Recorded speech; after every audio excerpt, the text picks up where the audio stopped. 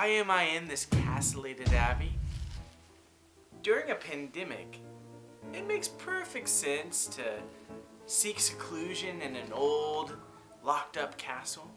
Or does it? Today's text is from Edgar Allan Poe. He's best known for haunting poems like Annabel Lee and The Raven, and spooky short stories like The Telltale Heart, and one of my favorites, The Cask of Amontillado. Masque of the Red Death is a fictional short story of Prince Prospero who, while a plague ravishes the city, invites guests to avoid it by locking themselves in a secluded castle and having one big epic party that would put Jay Gatsby to shame.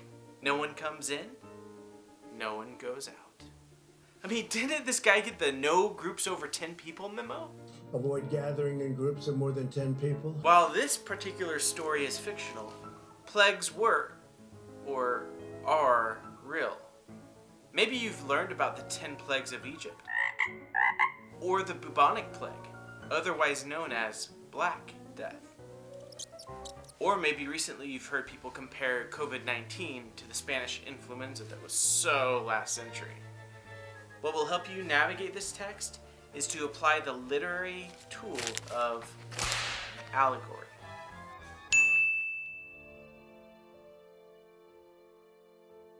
Essentially, it's symbolism on steroids. Remember that a symbol is a concrete manifestation of something in a text, like a color or an object or even a name that directly represents an abstract idea.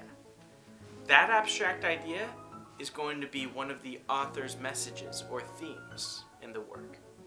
Challenge time! Can you list 3 symbols from our previous texts we've read this year?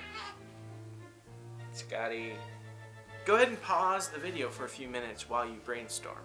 I gotcha.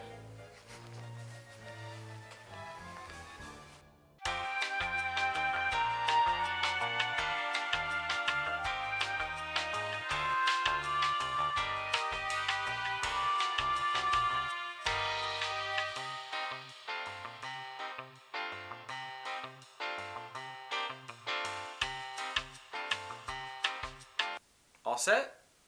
Let's review. One of the symbols we've encountered this year is snow, snow, snow, snow, snow. It won't be long before we'll all be there with snow. Mark Twain uses it as an environmental shroud to emphasize being lost in the wilderness.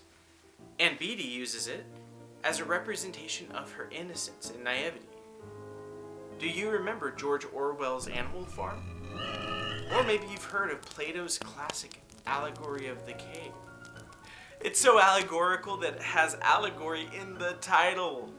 And when you hear the phrases Yellow Brick Road, The Scarecrow, Wicked Witch of the West, the association is undeniable.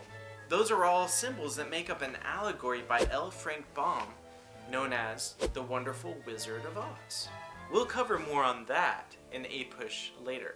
In our next video, I'll walk you through a unique opportunity to conduct our own virtual masquerade ball. That'll happen on Zoom later this week.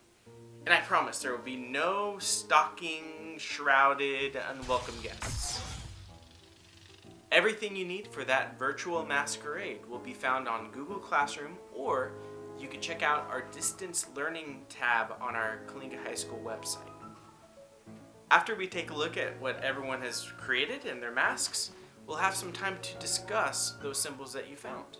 And lastly, I'm available every Wednesday morning from 10 to 11 a.m. If you have any questions or want to just chat about the assignments, you could reach out to me through email or on Remind, and you could expect a pretty immediate response during that office hour. I miss all of you. I'm looking forward to talking to you live soon. Remember to keep your hands washed, avoid any big gatherings, and if you go out, bring your mask. See you next time.